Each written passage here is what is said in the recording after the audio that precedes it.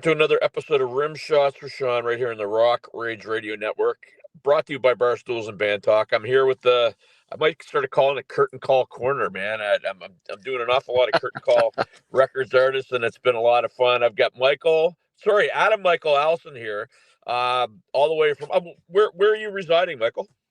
Chattanooga, Tennessee. Okay, so you're probably, your weather's probably pretty good compared to what I'm going through right now. Well, we got snow today, actually. So that was Wow. we don't ever get snow this early, but we got snow today, so it's a little bit crazy. And I guess I'm a little bit familiar. I get some people that are up here that are going to Memphis in, I want to say January or February for a blues thing. I'm up in Yeah. Halifax, Nova Scotia, Canada, man. So we're in the Great White North, although Nice. it's cold but no snow, so we'll take it. Man, Tell me I a lived little in bit about Minneapolis for a long time, so I get the Great White North. Oh man, I tell you, Minneapolis is actually it's further north than some cities in Canada. So for anybody that was looking for a little bit of a geography lesson there too, you got that right. So Adam, tell me a little bit about yourself, what you've been up to, what you've been doing. Yeah, man. So for me, right now we just finished a new EP. So two new 5-song EPs are coming out. One will come out on March 7th. The other will come out in June. We're gonna drop a single in January. Right now it's just a live show grind, right? We're ending the year up, trying to get a couple things out. I'm actually here in Nashville today, doing the whole management meeting thing, the business side of all this. Right. And it's been good, man, but it's been a really good year, for us. We recorded our last record about a year and a half ago, Details, which is what a lot of the tunes that are spinning right now are from. And got in the studio, started in August, and just finished 2 weeks ago. So everything's in mix and master right now. We're really stoked on it. So I'd be interested to ask you about your strategy, because there's a number of different strategies when I talk to people. I rep an artist up here too, and we've been doing the waterfall strategy, which has been working quite well.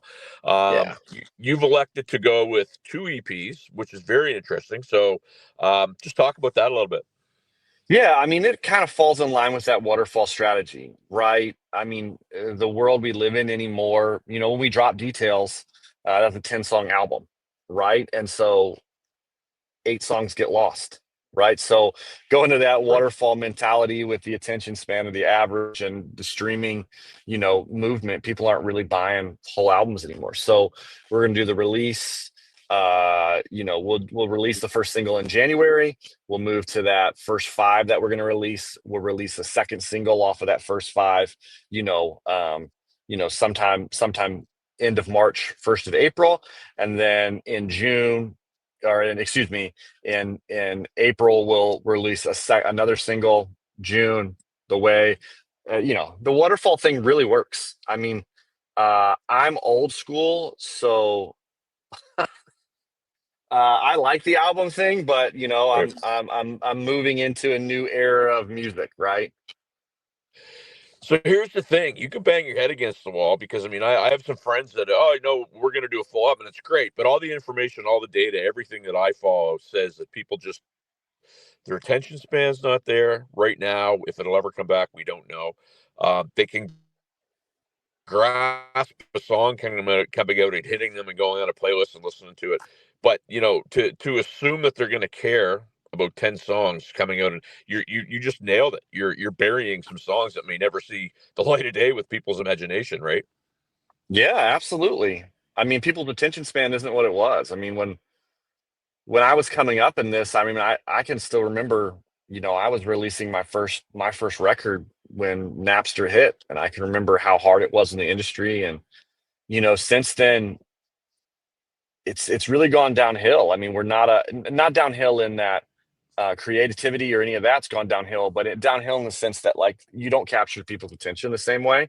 And so you got to try the new things to get the new results, right? And so, you know, we've we've taken it on the chin a couple of times, and we're going to keep taking it on the chin until we figure it out, right? That's what this whole thing is. It's a daily change in aggregation.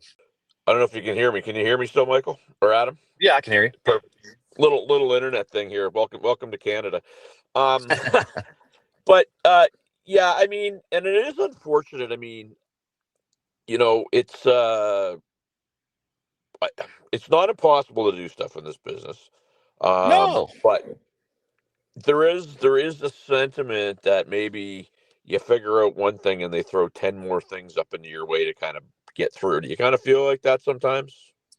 Yeah, I mean, my day job for a long time has been in the technology space. And so being in the technology space, you realize that algorithms change the game monthly by monthly. And Right. so if you don't understand those algorithms, if you don't work and play by the rules, you get buried, right? I mean, what is it? Is it 154,000 songs a day are uploaded to Spotify, something like that? Yeah, I mean the last stat I heard was 70, but I mean it doesn't surprise me that it's more now. Um, and then I was talking with a gentleman. Oh, I'm going back 7 8 months ago, and he had this whole theory about how to manipulate the algorithms. He gave me a couple of pointers, and I was like, it actually does work. I think unfortunately, you know, it's great to try to be an innovator and chart your own path and do all that thing. But I just think now more than ever, it's not set up for the world to work that way, especially in music. No, it's not. I mean, okay, so let's look at the positive side of that a little bit. On my from my end, I look at it and I go, okay, music. Now it's forced to be more connection, Right, right? You're forced to really spend the time connecting with people at shows, connecting with people online. But if you're not connecting with people, um, it's typically not your music. It's your approach to people, right? right. And that's what music is all about. So, in one sense, everything has gone chaotic because anyone with a microphone can drop an album. Uh, on the opposite end of it, it's made artists, in all sincerity, be more sincere. That's a fair statement. That's a fair statement. Because you're right. I mean, I think people, as bad as their attention spans are, and maybe as shallow as, and this is going to sound maybe a little crappy, but as shallow as their palate is for what they like, they can also spot BS. I think a mile away, and I Oh, think they real can quick. spot when they're being fed something, right? Yeah, yeah, they absolutely can. And whether you are or you aren't, that's for anybody to. I mean, anybody could point a finger and say that. I think that the thing that I'm learning as an artist, and something that I've always loved to do, is connect with people at shows. And so I've leaned heavily more into that. I am terrible at social media. Like, I'm like, oh man, that's a funny meme, ha ha ha. Yeah. And I'm learning I have to be far more intentional about, like, hey, if someone was to hit me up on Instagram, I feel an obligation as a songwriter, as a person who's trying to share, you know, hope or pain through music, and healing through music. I feel obligated to have a conversation. I feel obligated, not in a bad way, but like as a responsibility to listen, to be a sounding board. Well, I mean, and that's at the end of the day, you got to capture people's imaginations because I have I this is my own, I guess, personal theory, but I think that you can choose to go off in a different direction. Like my whole thing has always been find somebody that's done what I want to do to a level that I want to do it, and then walk in their shoes and go across the minefield in their footsteps as opposed to blowing myself to pieces, right? And I think that when you don't do that, that's fine. You have that right. You have that right. But I think you also take away your right to complain if it doesn't go the way that you want it to go. Right. I mean, what was it? I can't remember if it was Hemingway or Steinbeck that said it. But a man's due diligence is that he has 2 ears and one mouth. You get an interview, you do an interview, or you see an interview, and the person's just they're waiting for that space to redirect or they'll interrupt, right? And Right. it always winds up being a bad deal. So I love that.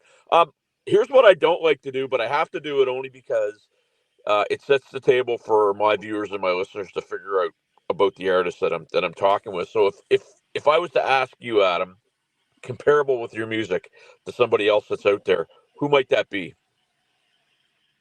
Wallflowers, Augustana, Jason Isbell. It's Americana rock. So it all kind of fits in that vein. But yeah, like that petty, right? I mean, and I don't see that as a bad question. I think that that's a great question because I think everyone bleeds their influences a little bit. The reason why I don't like to ask it is because I think sometimes, you do a comparable, and this is just my personal opinion. Sometimes if I say, oh well, this is who I think I make up the mind of the viewer or the listener before they Sure. kind of hear it themselves.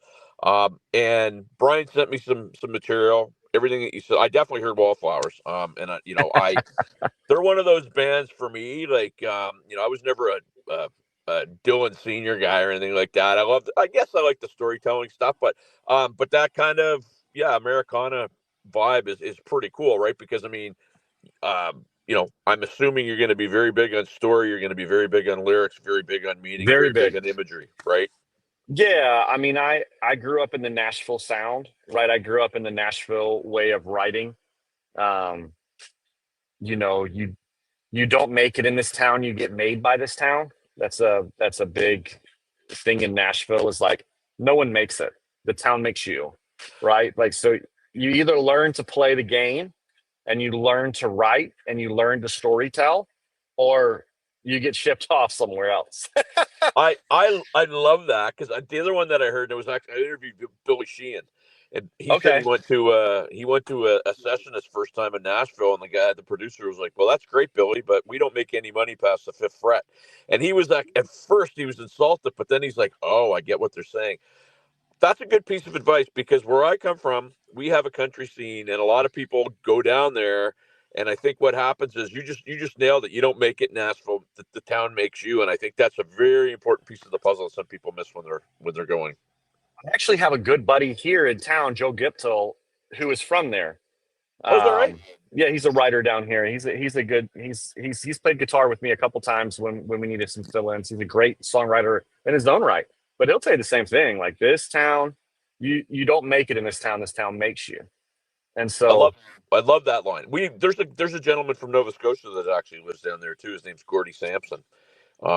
And Gordy he did some stuff with Bon Jovi. His first big thing was he co-wrote "Jesus Take the Wheel" for Carrie Underwood. I think he was what one a of four or rad five first people. thing, right? Well, yeah, but here's the thing, you know, you don't know Gordy's story, Gordy just appeared out of nowhere, which is not the case. I mean, a lot of time, and safe to say down there, a lot of people think that they're going to roll into that town, and all of a sudden, they're going to be a superstar, and there's a dues paying sort of situation that's by design in that town. I I don't know that it's pay your dues as much as it is. I tell everyone, don't come to Nashville for a gig. Come to Nashville because you have a gig. Yeah, Um, I spend a lot of time in Nashville. We're only about an hour and a half apart, 2 hours apart. But this was the town that made me, right? I came, I grew up, I went to college very young, finished up very young, and ended up getting my first deal here. But that was in the early 2000s. That was when the machine was it was a tragic turn of events. The tides turned really quick, and so I kind of got eaten up in that a little bit, right. and that's fine. But I've been doing it for 20 years, right? 23 years now. So as you look at it, does what does making it mean? And I think that varies person to person. I think for me, it's being able to do this music and support, my bandmates and the people that I really love to do it. And then, second to that, I think it's, making it to me is like, does this music inspire people and make people show up for shows and make people, and if it does, great, that's making it. I mean, um, if that is a stage of an 80-person venue or a stage of a 5,000 or 50,000 person venue, it doesn't change. The song is the story, right? That's how I look at it. It's a great point, and I think what happens now, especially in this day and age, people get in, they don't have goals, right? They're like, we want to make it, but they don't know what that means. And I think making it is somebody else's version of making it. Like, if you're not like at this level, you haven't made it. And maybe making it to you is, to play in the main strip in Nashville. And once you do that, you've made it, right? And I find that it's always somebody else's interpretation as opposed to the person's interpretation. I think everybody has the rock star, country star dream. I think Yep. that's valid for anyone. I actually should take that back. I don't think that. I think that sometimes people have that, and sometimes people want to sit in a room and write songs. This is Nashville. This is, it's a writer's town, Yep. and so it's not a rock star town. It's a writer's town here, right? Notoriety in Nashville is far less about how big a stage you play. It's far more about how great a hook you write. And so Well, nothing wrong with that, man. Nothing wrong with that. it's a different mindset, and I've lived in some other places. I've lived in Minneapolis. I've lived in Chicago. I've done the Midwest scene. That's a very song centric. Those are song centric towns too, right? In their own right, in their own way. I lived out in LA for a very brief time, and I realized really quickly that it was more rock star than songwriter. And you'll find with me that I don't really have the rock star vibe. I'm more laid back. I'm less Sunset Strip.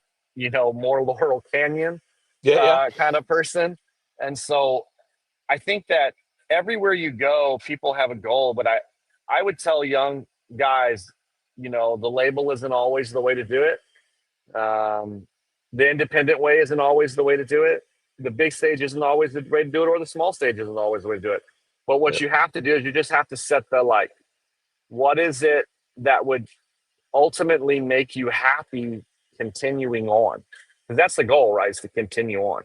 So if you don't know what it takes to continue on, it's hard to quote unquote make it. And you know what? If you've written a great song and you release it on Spotify and that makes you happy, you've made it to me. No, that's a great point. And I mean, I'm a musician, rock star dream. I'm still playing. The podcast thing was kind of an accident. It's going well. And my goals are basically to get myself to a place where if somebody calls me for a show, I do it because I want to, not because I want to get paid. Right. Right. And I'm not quite there all the time, but I'm certainly edging closer every day. So it's a great point. I forgot too. You told me the name of your band, and I totally omitted it. So I want to give a shout out to those folks. Yeah. So the Lightning Brigade. So the Lightning Brigade, like in America, we had this unfortunate circumstance called the Civil War years ago, and this is like the center point of the Civil War. This is the turning point of the Civil War here. And there was this. There's a story about the Lightning Brigade, and it's a guy, a group of guys on horseback, and they drew all of the fire and all of the attention to be able to take that off of the guys that needed to go in and do the work. And so I look at that in a band scenario, right? Your band makes you look good. Let's be real. Your band makes you look good. And so for me, I couldn't think of a better way. I was actually with my wife she does social media marketing. And we were in a museum, the Tennessee History Museum here in Nashville. And I read the story of the Lightning Brigade there. And it kind of drew me to tears, the sacrifice as I'm a naval veteran. And so hearing that sacrifice, I thought,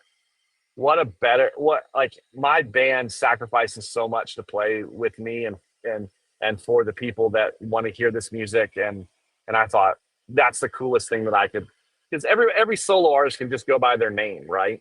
Yep. And I've got a big old long name. But they're the heartbeat, right? I might be the brain, but they're the heartbeat.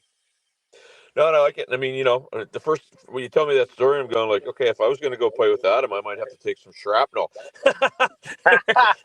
But very cool. I love that, and I love when there's a story behind things, because oftentimes, we named our band after, a menu item at a restaurant. Sometimes there's some things like that, right? So, but those are fun too, right? Those are super fun. Those are the ones that make me laugh the most. Is like, oh, dude, man. That's kind of rad, because I'm not that clever off the cuff. Well, but they don't make sometimes for great pause. Why did you guys call yourselves Combo Number 2? You know what I mean? It's yeah. Look, we talked about attention span, so we got to be wary of that. Where do my viewers slash audience find out more about Adam Michael Allison and So your? you can go to my website, adammichaelallison.com. You can Yep. find it. All of my handles are Adam Michael Allison. So X, Threads, Instagram, Facebook. I mean, if you go and put facebook.com/ Adam Michael Allison, it comes up. If you search me, because my name is 3 names, it's pretty easy to find me on any medium.